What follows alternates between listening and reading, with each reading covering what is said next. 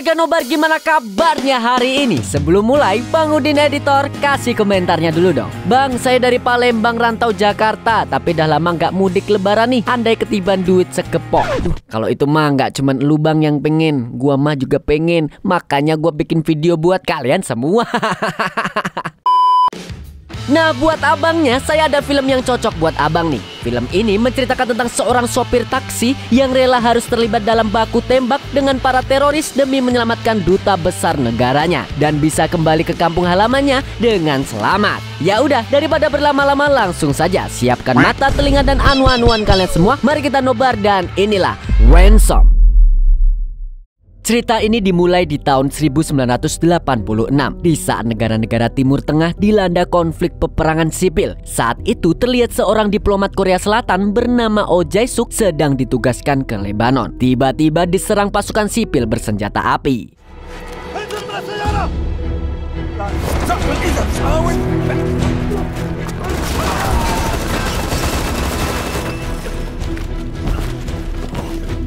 Pada tahun-tahun itu banyak kelompok di Timur Tengah yang melakukan aksi penculikan terhadap warga negara asing yang melintas. Dan Oh Jae-suk kini menjadi korbannya. Sayangnya sampai informasi itu diterima oleh Kementerian Luar Negeri Korea Selatan, tidak ada yang tahu apa motif penculikan Oh Jae-suk. Dan yang paling parah, tidak ada satupun informasi yang didapatkan mengenai siapa yang telah menculik Oh Jae-suk. Oh Jae-suk resmi dinyatakan hilang, yang sontak mengundang hujatan para warga Korea Selatan karena menganggap pemerintah mereka tidak becus bekerja.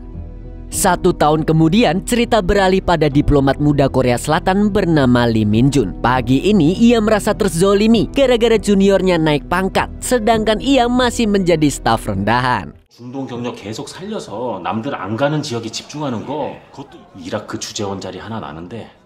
Min-jun merasa kesal karena dari dulu ia minta ditugaskan ke Eropa atau Amerika. Atasannya pun menyarankan Min-jun bertugas ke Irak supaya bisa naik pangkat, yang langsung Min-jun tolak mentah-mentah karena itu merupakan daerah berbahaya. Malamnya Min-jun sengaja pulang telat dari kantornya. Ia masih merasa kecewa atas keputusan bosnya dan nasibnya yang tidak pernah pergi dari departemen tersebut. Namun di saat Min-jun hendak pulang, tiba-tiba ia mendengar dering telepon yang mengirimkan sebuah kode rahasia yang menyatakan bahwa Oh Jae-suk masih hidup.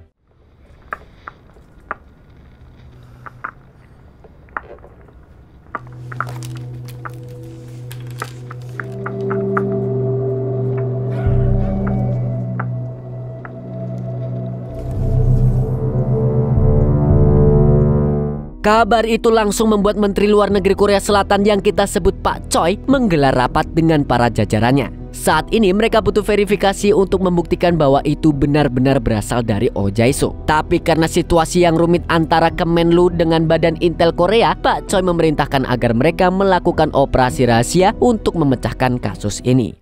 Maka Min-jun kembali dikirim untuk menemui pria bernama Carter. Dia adalah mantan Intel CIA yang kini bekerja independen. Tanpa diduga, Carter sudah mendengar bahwa Oh Jae-suk berhasil ditemukan. Tapi ia tak bisa menyelamatkan Oh Jae-suk, sehingga ia mengusulkan Min-jun agar bertemu dengan perantara yang ada di Swiss bernama Hai Saito. 내가 이제 보니까 한국말 조금 알아들으시는 것 같은데, 그다음에 그때부터 외무부에서 공식적인 요청이 들어갈 거예요. Hai Saito adalah pembisnis barang-barang seni yang bekerja sama dengan negara-negara Timur Tengah. Ia telah mengonfirmasi bahwa Oh Jae-suk adalah korban salah tangkap. Sekarang Oh Jae-suk masih disandra oleh sekelompok orang yang menginginkan uang tebusan 5 juta dolar. Seandainya pemerintah Korea Selatan ingin menyelamatkan Oh Jae-suk, Hai Saito bisa menghubungi para rekannya yang ada di sana dengan upah 10% dari uang tebusan tersebut. Akan tetapi Min-jun tidak segera menyetujui kesepakatan itu. Ia belum percaya sepenuhnya dengan Hai Saito. Tapi alih-alih membatalkan kesepakatan, Min-jun minta Hai Saito mengirimkan sebuah majalah dengan tulisan Min-jun di atasnya. Jika majalah itu sampai di Oh Jae-suk, berarti Hai Saito memang bisa dipercaya.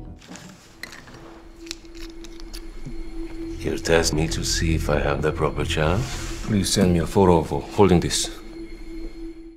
Sementara itu di sisi lain, Pak Choi berhasil membujuk presiden untuk menyelamatkan Oh Jae-suk di Lebanon. Namun Pak Choi memutuskan agar mereka tidak melibatkan Intel. Hal itu sontak membuat Direktur Badan Intel Korea Selatan merasa tersinggung. Ia menganggap Lebanon adalah daerah berbahaya sehingga butuh agen Intel untuk menyelamatkan Oh Jae-suk. Apalagi mereka harus mengirimkan uang tebusan dengan jumlah yang sangat besar. Setidaknya butuh keahlian militer untuk melaksanakan misi itu. Dan tanpa diduga, Min Jun tiba-tiba mengajukan diri dalam misi kali ini karena ia pernah bekerja di Korps Marinir ketika wamil yang menunjukkan punya keahlian militer. Oleh karena itu, Direktur Badan Intel Korea sudah tak punya alasan lagi untuk mengganggu Kemenlu.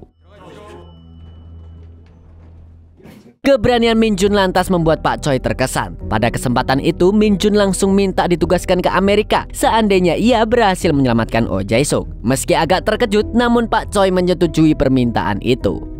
Min Jun kemudian kembali menemui Hai Saito. Pemerintah Korea Selatan telah menyetujui kerjasama di antara mereka. Sebagai uang muka, pemerintah Korea Selatan membayar setengah dari harga tebusan melalui Hai Saito. Sedangkan sisanya Hai Saito menitipkan sebuah lukisan dengan harga 2,5 juta dolar. Jadi nanti Min Jun akan menemui kenalan Hai Saito yang membeli lukisan tersebut dan uangnya digunakan untuk melunasi tebusan Oh Jae-suk. Tapi sebelum berangkat, Hai Saito mengingatkan Min Jun untuk berhati-hati karena polisi atau tentara di sana doyan duit seperti di negara Konoha. Kemungkinan besar Min Jun bakal diawasi ketat dari bandara. The remaining 2.75 million arrives in Geneva. Everything will kick into motion.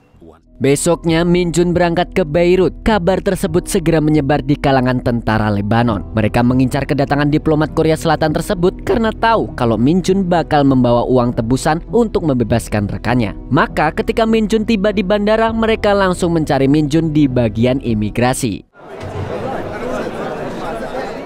Sebenarnya Min Jun sudah berusaha sehati-hati mungkin supaya tidak bertemu dengan tentara maupun polisi di Lebanon. Tapi karena mereka melibatkan pasukan dalam jumlah besar, dalam waktu singkat Min Jun berhasil dicegat. Tanpa basa-basi, mereka langsung menggeledah isi tas Min Jun yang ternyata tidak ada apa-apanya.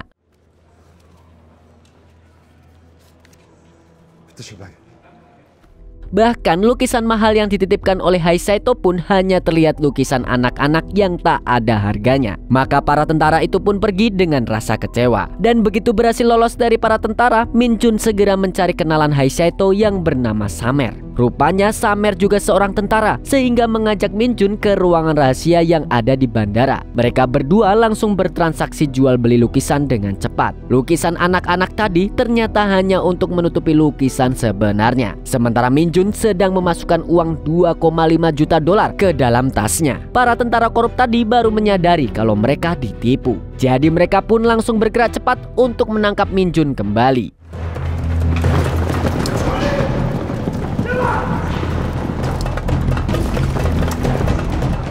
Sebelum kabur, Samer memberi petunjuk jalan keluar dari bandara. Secara spesifik, Samer menyebutkan plat nomor taksi yang sudah ia pesan secara khusus. Sialnya, berhubung para tentara bandara berhasil menemukan Min Jun, pria itu langsung berpikir cepat dan masuk taksi lain tanpa pikir panjang.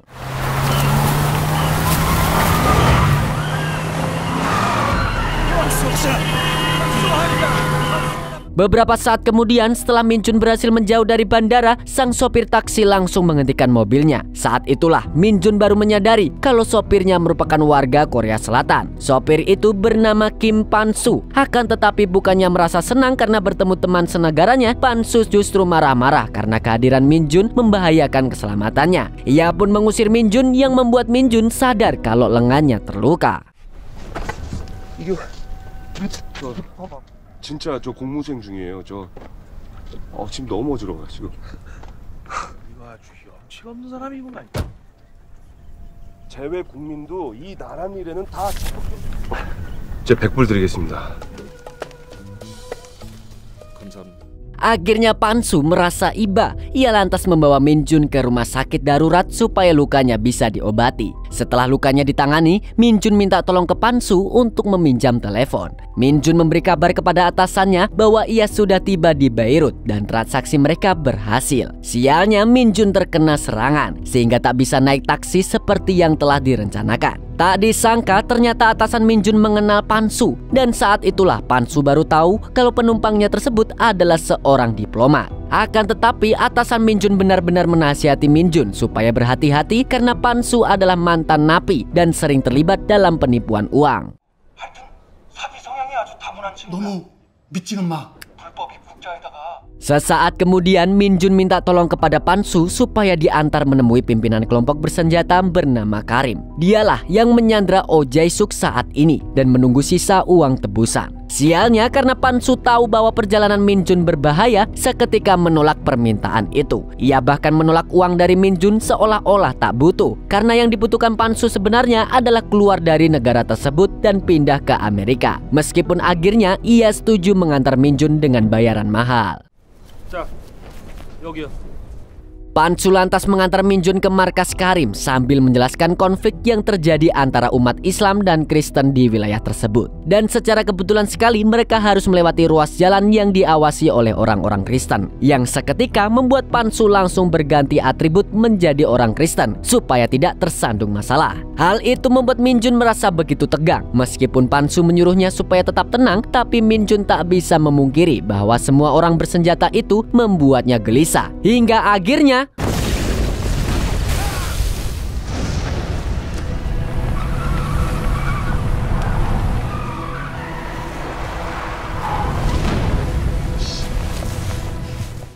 di saat yang sama, kelompok bersenjata lainnya bernama Al-Jahim telah mendengar kabar kedatangan diplomat Korea Selatan ke Beirut. Tentu mereka mengincar uang tebusan yang dibawa Min Jun. Jadi sebelum Min Jun melakukan pertukaran dengan Oh Jae-suk, Al-Jahim harus bisa menangkap salah satunya, yaitu Min Jun atau Oh Jae-suk. Sementara itu, Pan-su dan Min Jun kembali melanjutkan perjalanan. Mereka pun akhirnya tiba di markas Karim. Namun berhubung Min Jun baru saja menyaksikan ledakan di depan matanya, Min Jun merasa takut dan meminta Pan-su agar menemaninya menemui Karim. Awalnya Pan-su menolak permintaan itu karena tugasnya sebagai sopir taksi sudah selesai. Akan tetapi Min Jun langsung mengancam Pan-su kalau ia tidak akan membayar taksi Pan-su.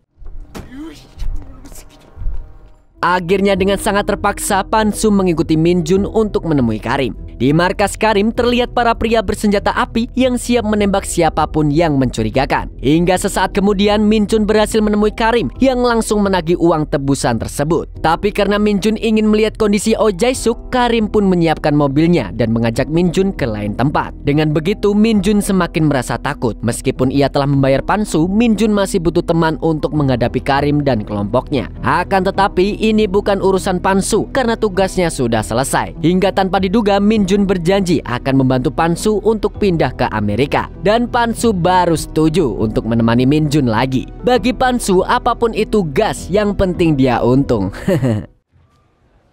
한번 도와주세요, 한수 형. 아이, 내가 뭐 오석이가님을 모르는 것도 아니고. Mereka berdua lantas ikut dalam iring-iringan mobil Karim. Sebagian dari mobil itu memiliki senjata sehingga membuat nyali Min Jun semakin ciut. Dan di saat mereka hampir tiba di tempat tujuan, tiba-tiba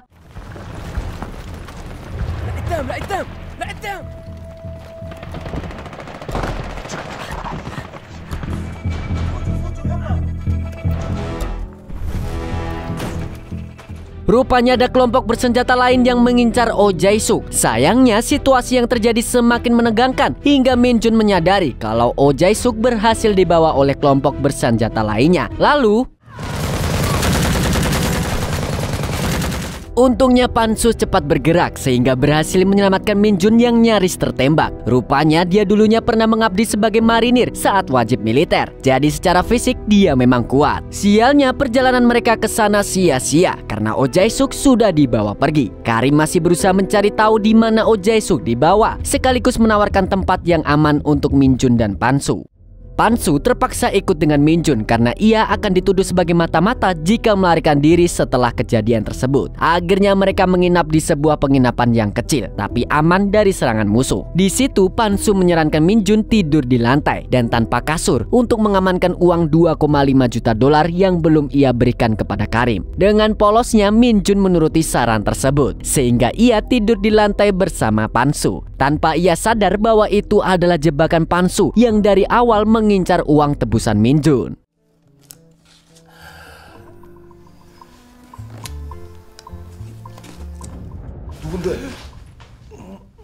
Malam itu Min Jun tidur terlalu nyenyak karena ia lelah dengan semua kejadian di hari itu. Min Jun baru terbangun saat mendengar suara tembakan dari luar. Saat itulah Min Jun menyadari kalau uangnya hilang dan nyawanya berada dalam bahaya. Min Jun seketika harus berpikir cepat. Ia tak mungkin melarikan diri lewat pintu depan sehingga memilih kabur melalui jendela. Rupanya kali ini Min Jun dikejar oleh pasukan tentara yang masih mengincar uangnya. Untung saja Min Jun kabur tepat waktu sehingga para tentara itu tidak berhasil menemukan Min Jun. Di saat Min Jun sedang bertaruh nyawa, ia berhasil menemukan Pan-su yang berencana kabur dengan taksinya. Min Jun lantas berusaha memanggil Pan-su. Begitu menyadari kalau Min Jun keluar gedung, Pan-su merasa terkejut. Ia takut kalau Min Jun akan mengejarnya karena sudah mencuri uang tebusan itu. Di saat yang sama, Min Jun bersusah payah turun dari gedung penginapan tersebut. Sialnya, ia tak bisa mengejar Pan-su yang panik melarikan diri. Bertepatan dengan itu, Min Jun berhasil menemukan mobil di tepi jalan dan langsung menggunakannya tanpa berpikir panjang.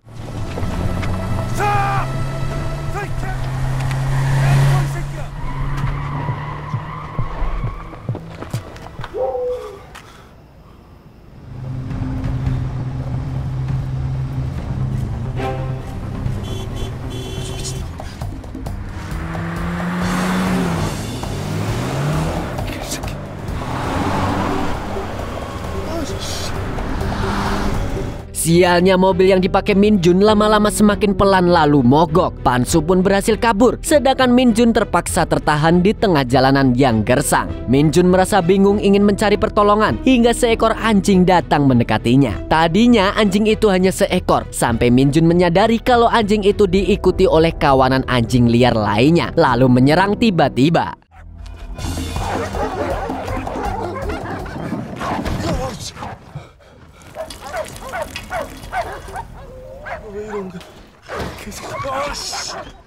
Di saat yang sama, para anjing liar itu kabur ketika mendengar deru mesin mobil yang mendekat. Min Jun lantas menyadari kalau pasukan tentara yang tadi berhasil mengejarnya ke daerah sini. Maka sebelum posisinya ketahuan, Min Jun segera bersembunyi di perbukitan kering yang agak jauh dari jalanan. Para tentara itu pun kecewa karena tidak menemukan targetnya. Tapi karena mesin mobilnya masih hangat, para tentara itu yakin kalau posisi Min Jun belum jauh. Lalu apesnya kawanan anjing liar itu mendekati Min Jun yang bersembunyi karena menganggapnya sebagai mangsa. Bertepatan dengan itu, para tentara mendengar adanya suara dan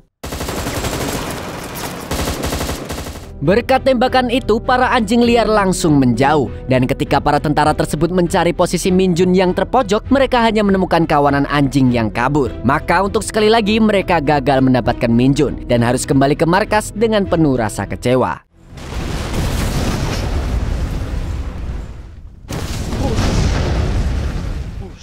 Sementara itu, sekarang Pan-su sudah tiba di rumah dengan membawa uang 2,5 juta dolar. Akan tetapi, Layla yang merupakan istri Pan-su justru memarahi suaminya karena ia tahu kalau uang itu digunakan untuk menebus korban penculikan. Terlebih lagi, Pan-su telah mengkhianati sesama orang Korea. Padahal seharusnya Pan-su menganggap mereka seperti keluarga sendiri. Apalagi di negeri orang seperti ini. Yang dilakukan Pan-su itu sangatlah jahat. Inta mtala'u ma'ak min qabli ya hmar.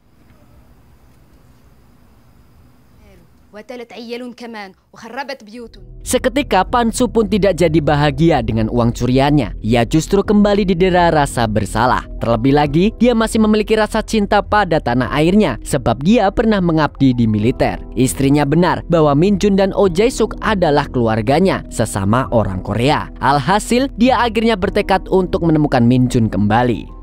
Malam itu juga Pan-su menelusuri perjalanannya yang tadi, tapi hanya menemukan bangkai mobil yang mogok. Baru keesokan paginya, Pan-su berhasil menemukan Min Jun yang sudah lusuh dan kuyuh karena perjalanan kaki terlalu jauh. Dan begitu Min Jun melihat Pan-su, ia tak bisa membendung rasa marahnya karena telah ditipu habis-habisan.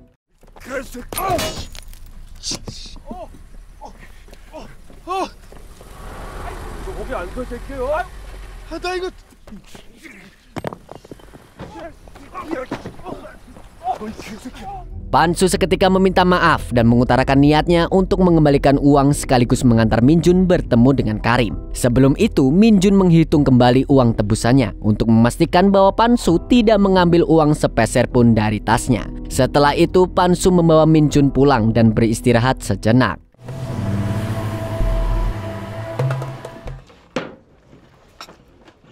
Waktu istirahat Min Jun pun juga tidak terlalu lama. Ia harus kembali bergerak untuk menemui Karim yang telah mendapatkan Oh Jae-suk lagi. Kesempatan itu pun digunakan Pan Su untuk menebus rasa bersalahnya. Ia bersedia mengantar Min Jun ke markas Karim tanpa bayaran sedikit pun.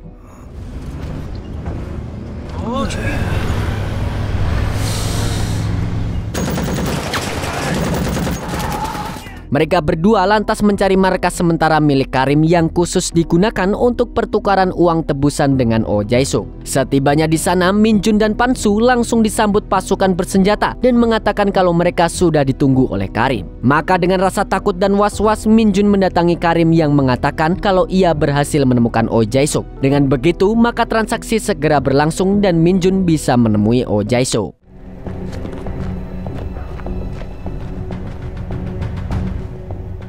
Oh Jae-suk ternyata dimasukkan ke bagasi mobil tua. Dengan perasaan was-was, Min Jun membuka bagasi mobil tersebut dan menemukan Oh Jae-suk dalam kondisi mengenaskan. Hal itu membuat Min Jun merasa sangat terpukul, apalagi ketika Oh Jae-suk terlihat masih trauma dan hampir tidak mengenali Min Jun. Untuk itu, Min Jun menyuarakan kode rahasia yang hanya dimengerti oleh para staf Kementerian Luar Negeri Korea Selatan.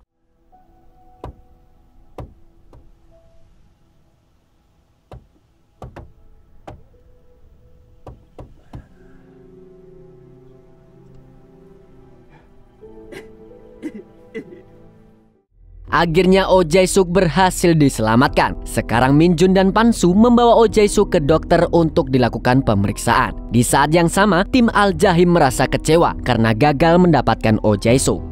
Beberapa saat kemudian, Oh Jae-suk dan Min Jun beristirahat di penginapan yang dekat dengan rumah Pan Su. Di situ, Min Jun memberikan foto-foto keluarga Oh Jae-suk sekaligus lukisan putranya yang merindukan sang ayah. Suasana pun mendadak jadi mengharukan yang membuat Pan Su diam-diam merindukan ibunya yang ada di Korea.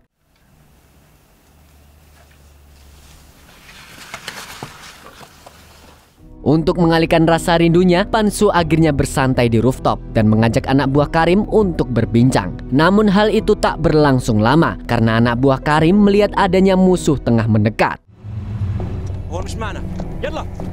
Kedatangan kelompok Al-Jahim langsung membawa keributan dan membakar seluruh kendaraan pasukan Karim. Untuk itu, Karim terpaksa membawa Min Jun, Oh Jae-suk dan Pan Su berlari bersamanya mencari rumah aman terdekat. Serangan kelompok Al-Jahim tersebut akhirnya terdengar hingga ke Badan Intel Korea Selatan. Pak Direktur lantas menganggap serangan itu sebagai tanda kegagalan misi, sehingga ia berniat mempengaruhi presiden untuk membatalkan operasi. Di saat yang bersamaan, Karim berhasil menemukan rumah aman sementara untuk Min Jun dan kawan-kawan. Sialnya, dengan sangat berat hati, Karim mengatakan kalau ia tak bisa lagi melindungi Min Jun CS karena misi pembebasan Oh Jae-suk telah dibatalkan.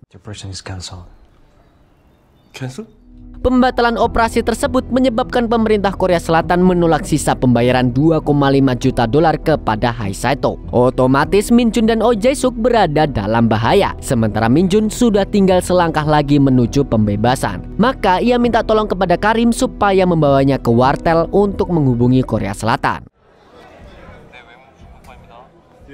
Akhirnya kabar itu pun terkonfirmasi, sementara belum ada solusi dari Pak Choi untuk menyelamatkan Min Jun dan Oh Jae-suk. Saat ini Pak Choi sedang berusaha membujuk Direktur Intel, tapi hasilnya sia-sia. Operasi tersebut tetap dibatalkan. Bersamaan dengan itu, tentara Lebanon telah menyebar poster wajah Min Jun ke seluruh penjuru Beirut dan dalam waktu cepat telah merambah area ke sekitar wartel.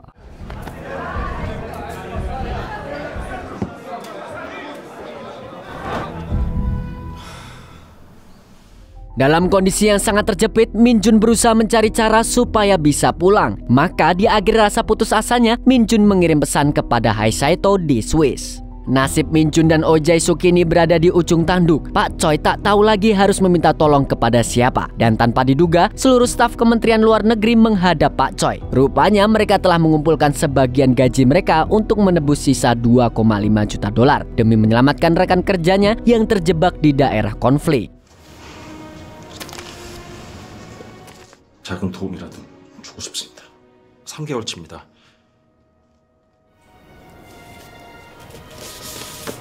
제네바 연결하고 장관 직인 가져다 주세요.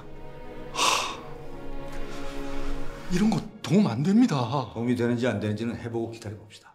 Sementara itu di saat tak punya perlindungan lagi, Min Chun tahu kalau ia tetap harus bergerak. Ia dan Oh Jae-suk memikirkan rencana untuk tiba di perbatasan Lebanon supaya bisa pulang ke Korea dengan aman. Tadinya Min Chun berpikir untuk mencari orang lokal yang bisa dipercaya agar tiba di lokasi tujuan dengan selamat. Hingga akhirnya Pan-su mengajukan diri untuk menyelamatkan keduanya. 현주인 소개해줘요? 있음이. Meskipun sudah pernah ditipu oleh Pan-su, sekarang Min Chun merasa tidak enak karena ia juga menipu Pan-su perkara pindah ke Amerika. Namun daripada sakit hati karena saling menipu, alasan terdalam Pan-su ingin pulang adalah karena ia merindukan ibunya. Ia berharap dengan membantu Min Chun, ia juga bisa kembali ke Korea. 저는 같이 가는 걸로 결정? 오케이, 그럼 뭐. 내일 아침 일찍 출발하시죠. Dengan rencana penyelamatan itu, Pan-su menyiapkan taksinya untuk perjalanan jauh. Sementara Min Chun dan Oh Jae-suk beristirahat di penginapan. Namun tanpa diduga, sebelum rencana itu terlaksana, Min Chun dan Oh Jae-suk sudah diincar oleh Al-Jahim.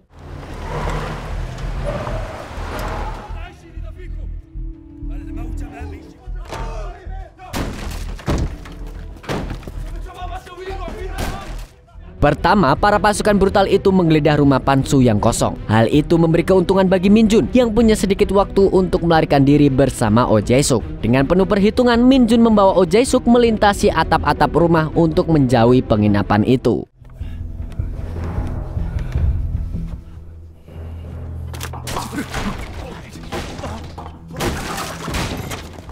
Sialnya karena Oh Jae-suk masih belum benar-benar pulih, pergerakannya sangat lambat. Dengan cepat, anggota Al-Jahim bisa menemukan mereka. Namun Min Chun berhasil menumbangkan salah satunya.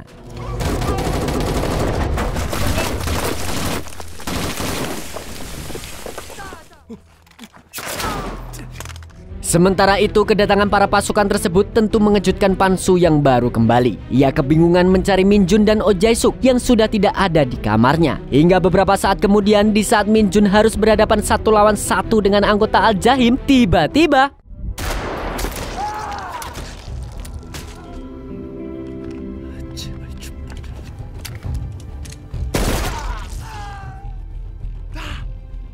Pan-su akhirnya berhasil menemukan Min Chun dan Oh Jae-suk, lalu berusaha membawanya kabur dengan taksi. Sialnya saat itu Min Chun dan Oh Jae-suk masih berada di rooftop dan mencari cara untuk turun. Di saat yang bersamaan, pimpinan Al-Jahim berhasil menemukan Min Chun dan langsung memberondongnya dengan tembakan yang amat sadis.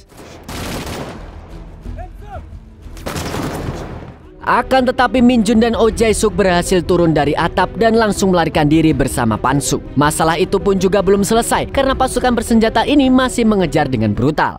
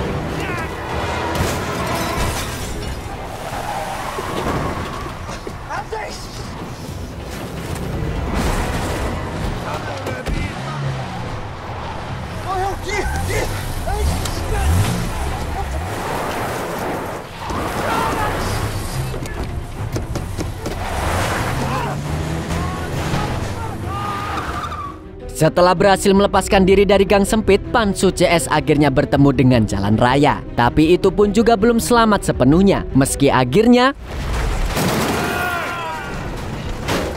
semua orang, baik Pan-su CS maupun pasukan Al-Jahim, sama-sama terluka berat akibat kecelakaan hebat tersebut. Namun tanpa diduga, seseorang menembak pimpinan Al-Jahim lalu menyelamatkan Min Chun dan kawan-kawannya. Orang itu ternyata Karim yang menyampaikan pesan khusus dari pemerintah Korea Selatan.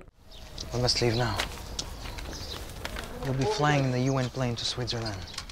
Pesan itu berisi tiket kepulangan Min Jun dan Oh Jae-suk. Mereka akan terbang ke Korea Selatan menggunakan pesawat PBB. Namun sayangnya hanya tersedia 2 kursi untuk kepulangan itu, sehingga Pan-soo tidak mungkin bisa mudik seperti impiannya. Awalnya Pan-soo sudah menerima dengan lapang dada kalau ia tak bisa pulang. Tapi karena Min Jun sudah berjanji akan membawanya ke Korea, Min Jun tetap mengajak Pan-soo ke bandara. 진짜?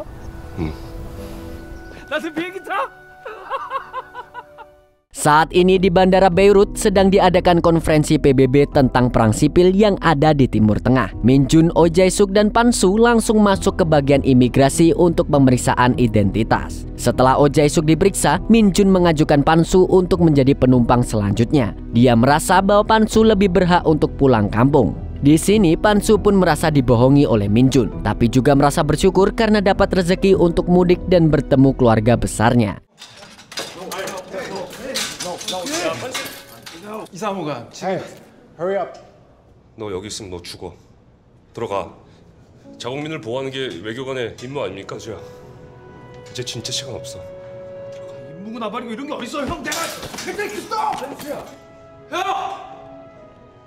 Min Jun mengorbankan dirinya karena ia tahu kalau Pan-soo tidak mungkin bisa pulang jika bukan sekarang. Min Jun memilih kabur seorang diri dengan membeli tiket pesawat kemana saja asal keluar dari Timur Tengah. Sialnya dari awal Min Jun sudah diincar oleh para tentara. Ia pun langsung diamankan dan akan diinterogasi di ruangan khusus yang sebenarnya akan menjadi korban penculikan selanjutnya. Maka sebelum itu terjadi, Min Jun mencoba melarikan diri.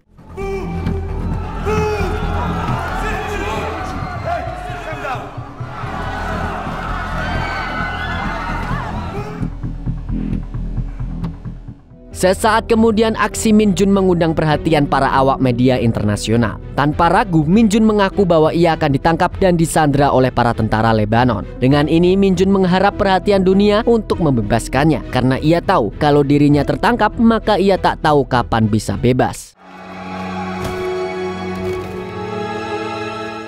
Sementara itu di Korea Selatan, Oh Jae-suk disambut bak pahlawan karena berhasil bebas dari penyanderaan di Timur Tengah. Sedangkan Hae Saito, dia merelakan uang 2,5 juta dolarnya dipinjam pemerintah Korea Selatan. Meski tak percaya dengan pemerintah Korsel, Hae Saito memang hanya ingin membantu Min Jun yang ternyata mengirim pesan pertolongan.